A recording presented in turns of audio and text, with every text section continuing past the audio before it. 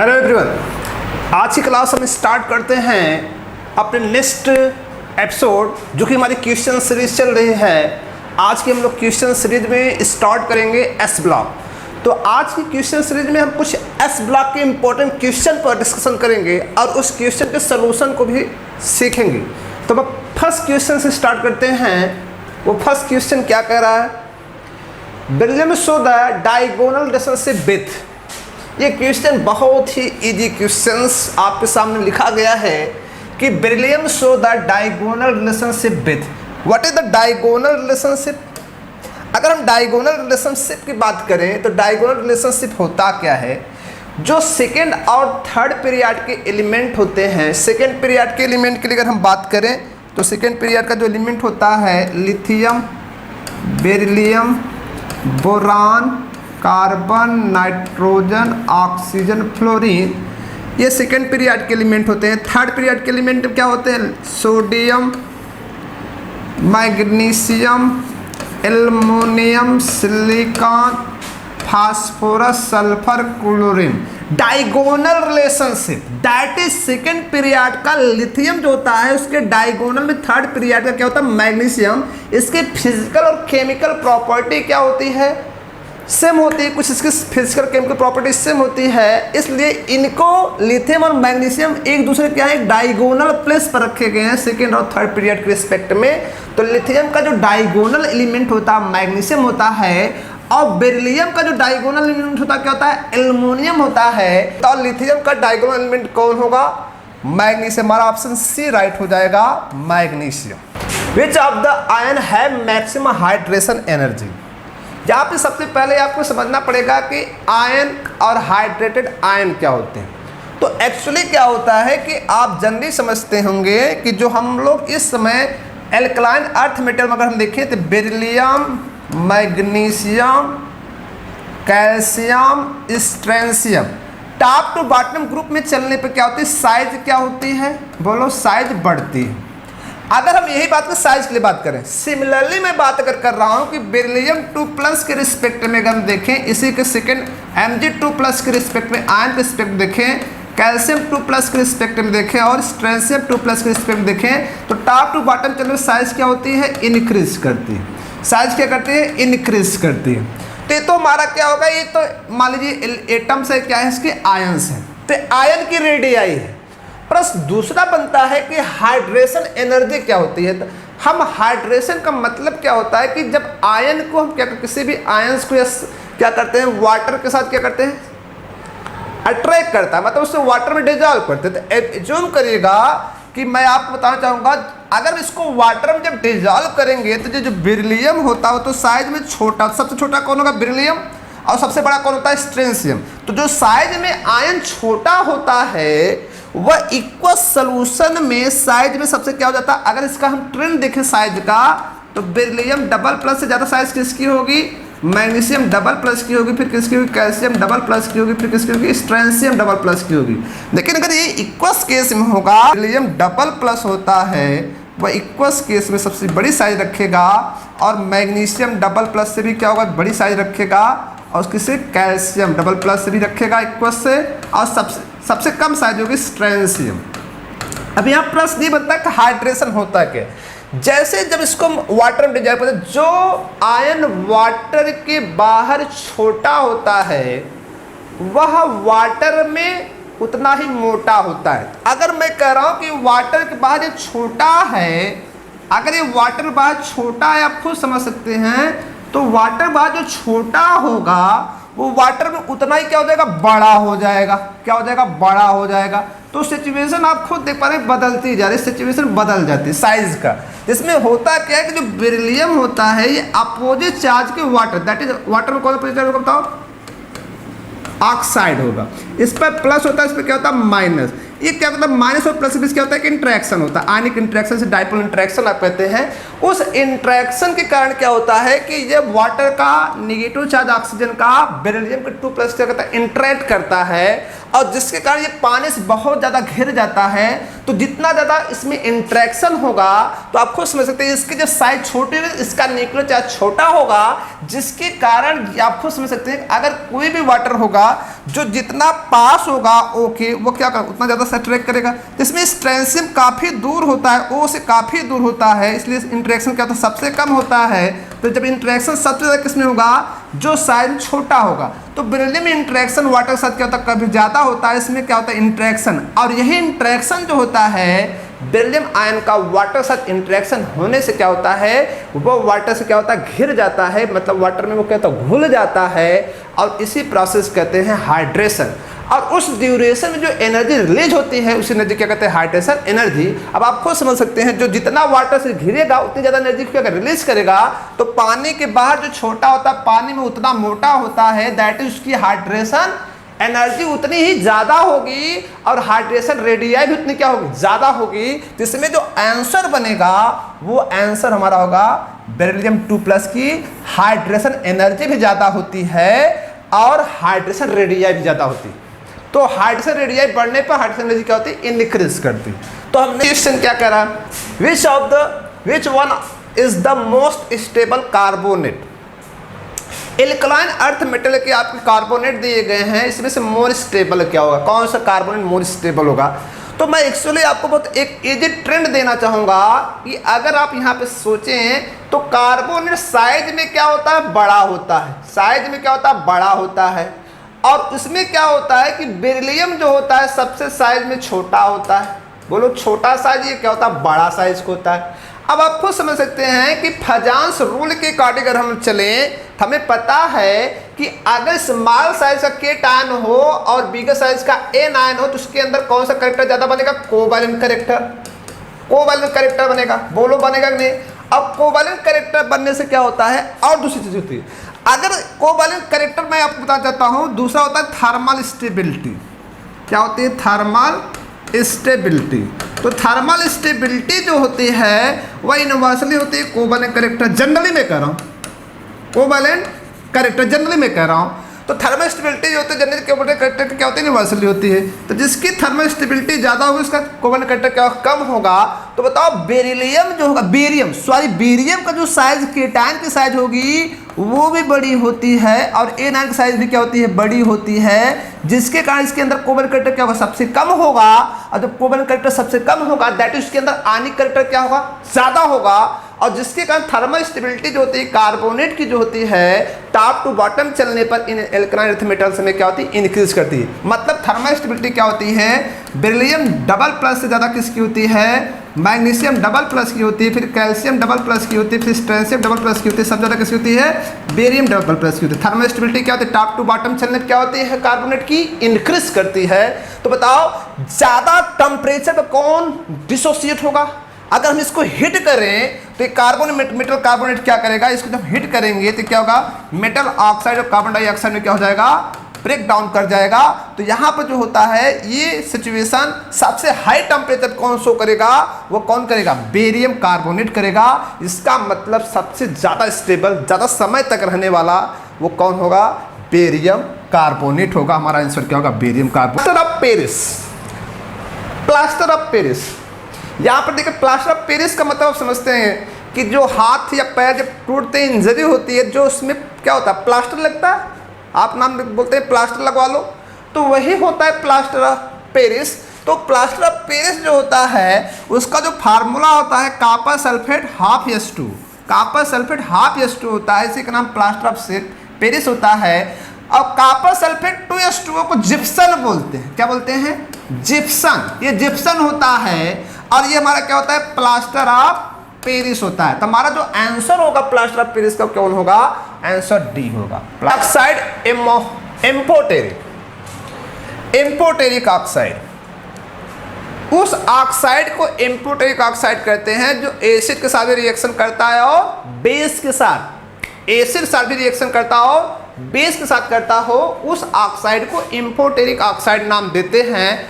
और जनरली अगर हमारे लेक्चर में आप जाएंगे तो हम एक अपने लेक्चर्स में एम्फोटेरिक ऑक्साइड का मैंने एक लेक्चर डाला, उसमें ट्रिक आपको मिल जाएगा कैसे हम पहचान पाएंगे कौन सा एम्फोटेरिक होता है। लेकिन जनरली मैं आपको बताना चाहूँगा एम्फोटेरिक ऑक्साइड जो होते हैं वो कौन कौन, यहाँ पर एम्फोटेरिक ऑक्साइड का जनरली मतलब क्या होता है, जो किससे रिएक्शन कर रहे हैं, मतलब अगर एक एसिड क्या करता है और बेस से रिएक्ट करता है तो क्या बनाता है, salt plus water, salt plus water.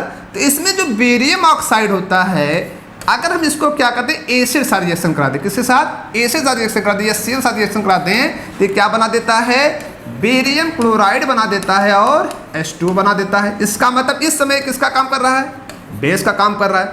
लेकिन इस बेरियम ऑक्साइड को अगर हम सोडियम हाइड्रोक्साइड के साथ अगर रिएक्ट कराते हैं, क्योंकि ये क्या होगा, अब हमें चेक करना होगा, ये तो एसिड था बेस हो, इसके साथ रिएक्शन कराते हैं तो ये क्या बना देता है, सोडियम बिरेट।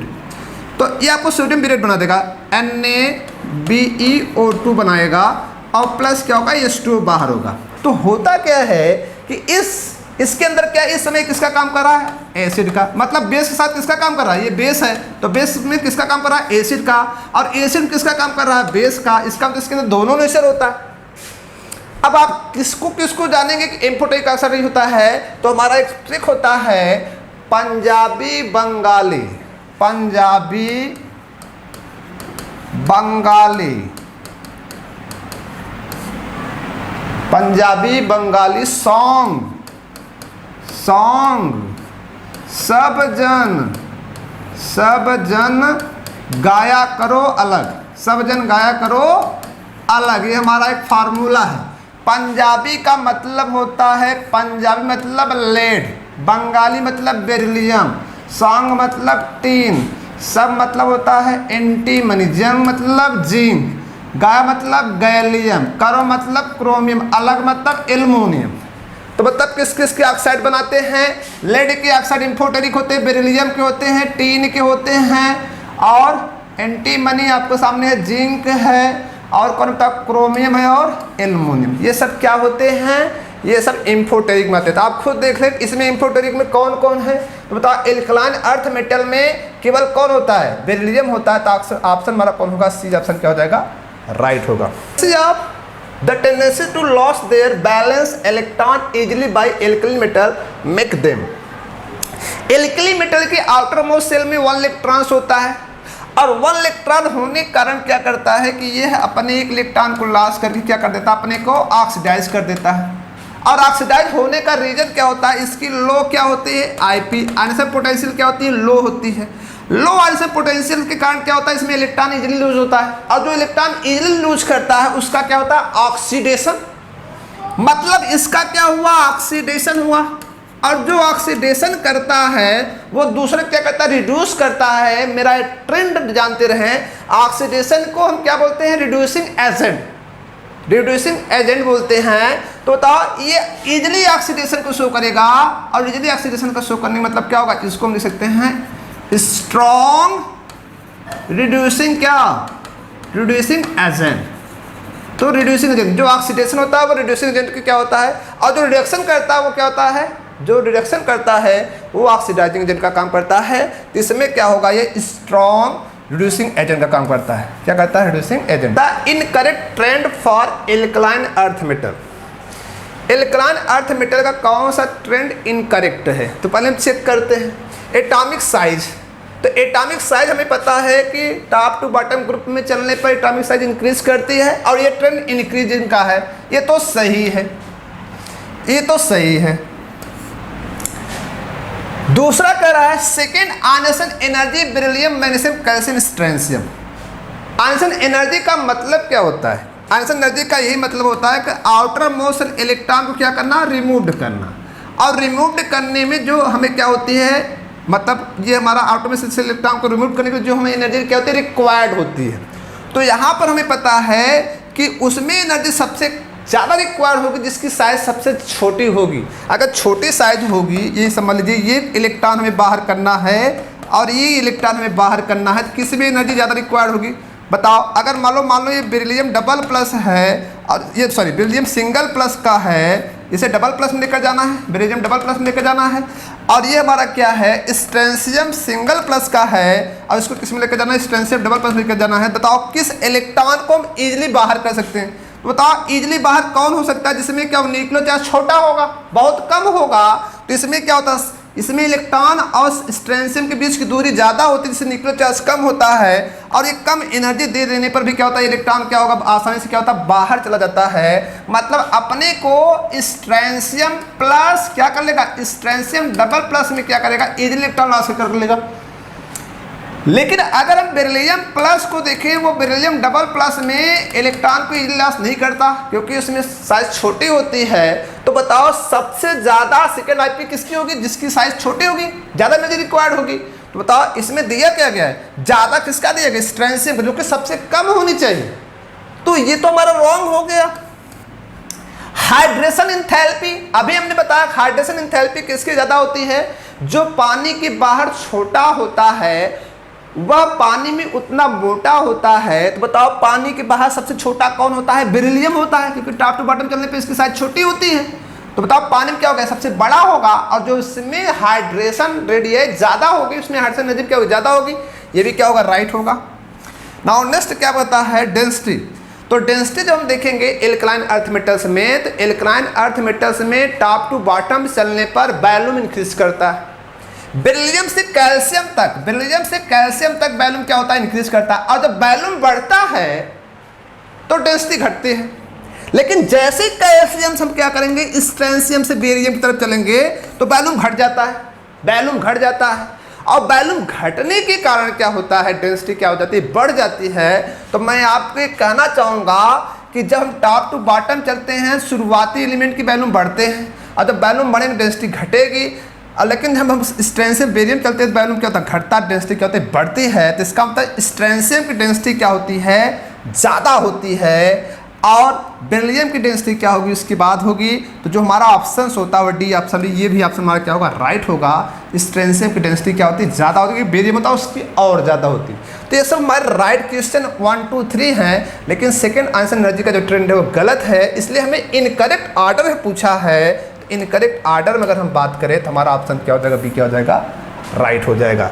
नाउ क्वेश्चन क्या कर रहा है, caesium hydroxide is strongly basic, weekly basic, slightly acidic, amphoteric. Base का मतलब क्या होता है, मतलब जो हाइड्रोक्साइड एक्वस सोल्यूशन में इजीली क्या करे, हाइड्रोक्साइड आयन को क्या करे, आयोनाइज करे। तो यहाँ पे क्या होता है कि वह इजीली आयोनाइज करेगा। तो यहाँ पर जो हमारा लिथियम हाइड्रोक्साइड से अगर हम बात करें और सीजियम हाइड्रोक्साइड की अगर बात करें तो प्रश्न होता क्या है, ये आप समझें।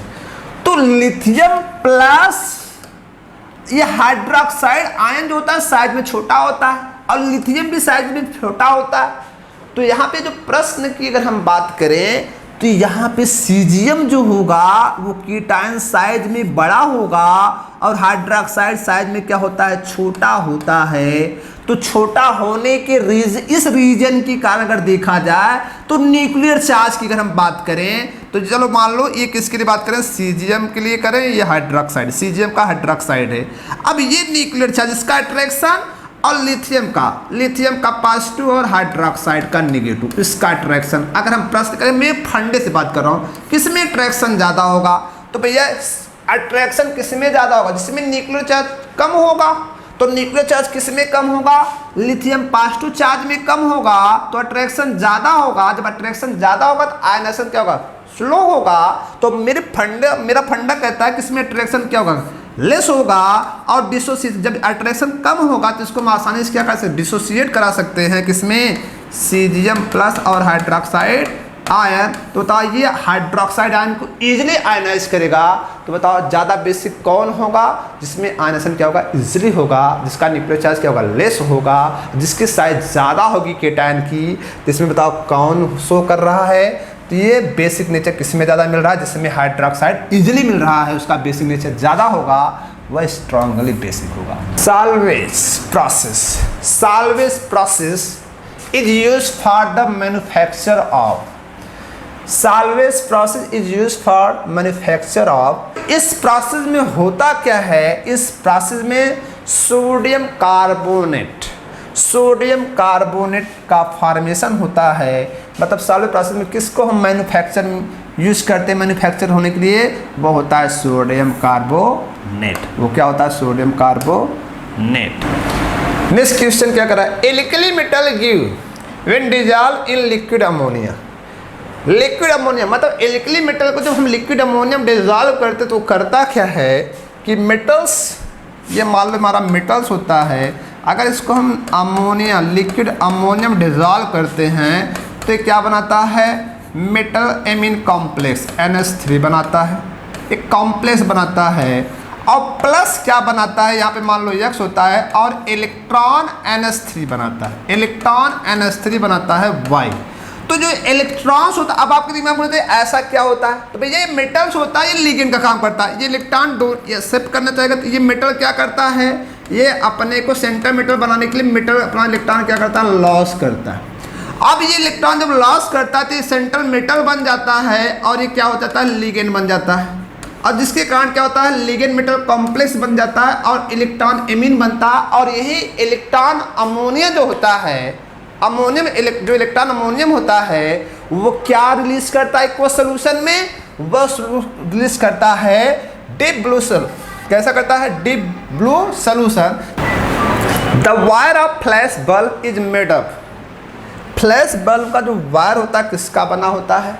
तो फ्लैश बल्ब का जो वायर होता है वो मैग्नीशियम मेटल का बना होता है। और ये basic strength which hydroxide is maximum, किस हाइड्रोक्साइड में बेसिक स्ट्रेंथ ज़्यादा होगा? तो बताना चाहेंगे कि एल्कली मेटल्स में अगर हम टॉप टू बॉटम चलेंगे तो क्या होगी?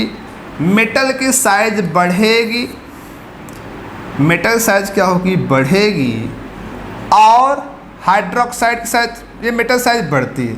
अब जब मेटल साइज बढ़ती है तो यहाँ पे होता क्या है? इस सिचुएशन में इसके अंदर जब केटायन साइज बढ़ती है, एनायन हमारा मान लीजिए छोटा ही होता है, तो इस सिचुएशन का मान लीजिए कोई केटायन था, ये लिथियम था, तो लिथियम ये हमारा क्या है? केटायंस है। और ये हमारा क्या है? पोटेशियम है। जब केटायन साइज बढ़ती है तो हमें पता है पोलराइजेबिलिटी क्या होती है? घटती है। और कोवेलेंट कैरेक्टर क्या होता है? घटता है। और जब कोवेलेंट कैरेक्टर घटेगा तो आयनिक कैरेक्टर बढ़ेगा। आयनिक कैरेक्टर बढ़ने से क्या होता है? आयनेशन बढ़ जाता है। आयनेशन क्या होता है? बढ़ जाता है। तो यहाँ पर हम आपको यह दूसरी चीज़ ये देखें कि यहाँ पर होगा क्या? जब एक आयनिक कैरेक्टर बढ़ेगा तो आयनेशन बढ़ेगा। तो बताओ, तो टॉप टू बॉटम चलने पर एल्कली मेटल में आयनाइजेशन पावर बढ़ता है। तो आयनेशन पावर बढ़ने का रीजन तो साइज बढ़ती है। तो बताओ, लिथियम, सोडियम और पोटेशियम में किस में आयनेशन ज़्यादा होगा? हाइड्रोक्साइड साथ। तो सबसे ज़्यादा आयनेशन किस में होगा? पोटेशियम में होगा। अब प्रश्न ये बनता है कि लेफ्ट टू राइट चलने पर साइज घटती है, तो लेफ्ट टू राइट चलने पर साइज घटेगी। बताओ, पोटेशियम और कैल्शियम में किसकी साइज छोटी होती है? तो भैया पोटेशियम साइज बड़ी होगी, कैल्शियम साइज छोटी होती है। तो अब बताओ, जिसमें साइज जितनी बड़ी होगी केटायन की, उसमें पॉजिबिलिटी क्या होगी? पॉजिबिलिटी पावर उतना ही कम होगा। और दैट इज कोवेलेंट कैरेक्टर क्या होगा? उतना ही कम होगा। आयनिक कैरेक्टर उतना ही ज़्यादा होगा। तो आयनेशन कौन ज़्यादा करेगा? जिसमें साइज ज़्यादा बड़ी होगी। इसमें जो आंसर आता है वो डी ऑप्शन हमारा क्या हो जाएगा? राइट होगा। Composition of sorrel cement. ये सोरेल सीमेंट का कंपोजिशन क्या है? कंपोजिशन ऑफ सोरेल सीमेंट जो होता है, मैग्नीशियम ऑक्साइड और मैग्नीशियम क्लोराइड का क्या होता है? मिक्सर्स होता है। मैग्नीशियम ऑक्साइड और मैग्नीशियम क्लोराइड का मिक्सर होता है। और इसमें जो हमारा ऑप्शन दिख रहा है वो बी ऑप्शन होगा, MgCl2 मैग्नीशियम ऑक्साइड। इसमें 5 मोल यूज़ किए जाते हैं। x मोल क्या होता है? हमारा वाटर होता है। Milk of lime react with chlorine to form. Milk of lime का मतलब क्या होता है? कैल्शियम हाइड्रोक्साइड को मिल्क ऑफ लाइम कहते हैं। अब ये मिल्क ऑफ लाइम को हम लोग किससे रिएक्ट करा दिए? क्लोरीन के साथ। और जब ये रिएक्ट किया तो क्या बनाता है? कैल्शियम ऑक्सी क्लोराइड बना देता है। कैल्शियम ऑक्सी क्लोराइड बना देता है। और बाहर क्या कर देता है? बाहर ये H2 कर देता है। तो ये जो हमारा कंपाउंड होता है कैल्शियम ऑक्सीक्लोराइड जो होता है, इसे ब्लीचिंग पाउडर के नाम से जाना जाता है। किस पाउडर के नाम से जाता है? ब्लीचिंग पाउडर के नाम से जाना जाता है कैल्शियम ऑक्सीक्लोराइड को। तो हमें ये चेक करना है कि milk lime react with chlorine to form एक कॉन्स्टिट्यूएंट ऑफ ब्लीचिंग पाउडर। तो तो ब्लीचिंग पाउडर कौन दिख रहा है आपको ऑप्शन में? कैल्शियम ऑक्सीक्लोराइड, कैल्शियम ऑक्सीक्लोराइड, जो कि आपका ऑप्शन ए क्या हो जाएगा? राइट हो जाएगा। Next question, which one of the following is not alkali metal? इसमें से कौन एल्कली मेटल नहीं है? बताओ इसमें से एल्कली मेटल कौन नहीं है? अरे भाई फ्रेंसियम, सीजियम, रुबिडियम और रेडियम है। क्या है रेडियम? तो हमें पता है एल्कली मेटल क्या होता है? Lithium, sodium, potassium, rubidium, caesium और फ्रेंसियम, ये हमारे एल्कली मेटल्स होते हैं। बताओ इसमें से कौन नहीं दिख रहा है? रेडियम नहीं दिख रहा है, तो ये हमारा आंसर होगा, ये एल्कली मेटल नहीं है। The group first element are named as alkaline metal because, means first group के एलिमेंट को हम एल्कली मेटल्स क्यों कहते हैं? इसका क्या रीज़न है? इसका रीज़न ये होता है कि इनके जो ऑक्साइड होते हैं क्या बेसिक होते हैं? अरे भैया इनके ऑक्साइड क्या बेसिक होते हैं? पहला रीज़न, यस इनके ऑक्साइड बेसिक होते हैं। जैसे हमारे पास क्या है? सोडियम ऑक्साइड है, अगर हम इसको वाटर में डिजॉल्व कर दे तो क्या बना देता है? सोडियम हाइड्रा ऑक्साइड बना देता है। और ये हाइड्रा ऑक्साइड क्या होता है? बेसिक होता है। इनके ऑक्साइड क्या होते हैं? बेसिक होते हैं, या हम ये जल्दी कह सकते हैं ये बेसिक होते हैं। Their oxide and hydroxide are water soluble, इनके जो ऑक्साइड और हाइड्रोक्साइड होते हैं क्या वाटर में सॉल्युबल होते हैं? तो इनके हाइड्रोक्साइड और ऑक्साइड जो होते हैं वाटर में सॉल्युबल होते हैं। ये दोनों ऑप्शन हमारा राइट है, बोथ ए एंड बी। तो किसके कारण? नॉट फाउंड इन अर्थ। तो इसमें जो ऑप्शन हमारा होगा कि इनके ऑक्साइड आर बेसिक और इनके oxide hydroxide are soluble in water होते हैं, जिसके कारण इन्हें हम क्या नाम देते हैं? एल्कली मेटल कहते हैं। तो जो हमारा ऑप्शन होगा सी क्या हो जाएगा? राइट हो जाएगा। The following alkali metal sulphate is the most soluble in water. देखिए सॉल्युबिलिटी को जानने के लिए तो बहुत तरीकों को जानना पड़ता है, कौन सॉल्युबल होगा कौन नहीं। इसके लिए फजांस रूल्स को जानना होगा और साइज इफेक्ट को जानना होगा। तो मेरा एक सबसे सिंपल तरीका होता है, कुछ तो आपको रिमेंबर करने पड़ेंगे। तो मेरा तरीका आप यूज़ कर लें कि जितना ज़्यादा साइज में अंतर होगा केटान एनायन में, उतनी क्या होगा? सॉल्युबल होगा। सबसे सिंपल तरीका, केटान और एनायन साइज में जितना ज़्यादा डिफरेंट होगा उसकी सॉल्युबिलिटी उतनी ही क्या होगी? ज़्यादा होगी। तो यहाँ पर आप प्रश्न को दिमाग रखें। तो हम देखते हैं किसकी सॉल्युबिलिटी ज़्यादा होगी, जितना ज़्यादा अंतर होगा। बताओ बेरिलियम, सबसे पहले जान दो सल्फेट जो होता है वो लार्जर साइज का होता है। क्या होता है? लार्जर साइज का होता है। अब आप बताओ बेरिलियम डबल प्लस और बेरियम डबल प्लस के रिस्पेक्ट में अगर देखा जाए तो बहुत छोटा होगा, ये देख लो। अब ये क्या होता है? बहुत बड़ा होता है, ये भी बहुत बड़ा होता है। अब दोनों में साइज का जो फर्क है, दोनों बराबर दिख रहे हैं, लेकिन इनमें दोनों में साइज का अंतर होता है। बताओ साइज डिफरेंट किस में ज़्यादा होगा? बेरिलियम और सल्फेट में साइड डिफरेंस ज़्यादा होगा। और हमारा फार्मूला मैंने बताया, जिसमें साइड डिफरेंस जितना ज़्यादा होगा उसमें सॉल्युबिलिटी उतनी ज़्यादा होगी। इस दिमाग को नोट कर ले, फार सल्फेट कार्बोनेट नाइट्रेट के लिए दिमाग पर रख लें। तो बताओ यहाँ पे सबसे ज़्यादा साइड डिफरेंट किस में दिख रहा है? बेरिलियम और सल्फेट का दिख रहा है। इसका मतलब ये क्या होगा? मोर सॉल्युबल होगा इन वाटर। और सबसे लेस सॉल्युबल कौन होगा? बताओ जिसमें साइज का डिफरेंस बहुत ही कम है, बराबर साइज लगभग दिख रही है किसकी? बेरियम की और सल्फेट की। लेकिन बेरिलियम और सल्फेट साइज में काफ़ी डिफरेंट होता है, इसलिए मोर सॉल्युबल कौन होगा? बेरिलियम सल्फेट होगा। और लेस सॉल्युबल कौन होगा? Barium sulphate. Now next question तक चलते हैं। Next question, choose the solid with the highest lattice energy. किस सॉलिड की लैटिस एनर्जी ज़्यादा होगी? बताओ लैटिस एनर्जी को जनरली हम लोग क्या देते हैं कि लैटिस एनर्जी, मान लो जो हमने यू दिया, और यू किसके प्रोपोर्शनल होता है? चार्ज। किसके प्रोपोर्शनल होता है? चार्ज। चार्ज बढ़ेगा तब भी होगा। और यू जो होता है यूनिवर्सिटी प्रोपोर्शनल किसके होता है? साइज की। क्या होता है? साइज की। तो बताओ खुद आप समझ सकते हैं, इसमें अगर देखा जाए इस लैटिस एनर्जी का हमारा फार्मूला है। बताओ साइज में अगर देखा जाए बेरियम डबल प्लस और magnesium double plus, calcium double plus और स्ट्रेंशियम, सॉरी बेरियम डबल प्लस में साइज में सबसे बड़ा कौन है? बेरियम की साइज सबसे बड़ी है। सबसे छोटी साइज किसकी है? बेरिलियम की है। और जिसकी साइज छोटी होगी उसकी लैटिस एनर्जी क्या होगी? ज़्यादा होगी। तो बताओ सबसे ज़्यादा लैटिस एनर्जी किसकी होगी? बेरिलियम हाइड्रोक्साइड की लैटिस एनर्जी सबसे ज़्यादा होगी। तो ऑप्शन हमारा एक क्या होगा? राइट होगा।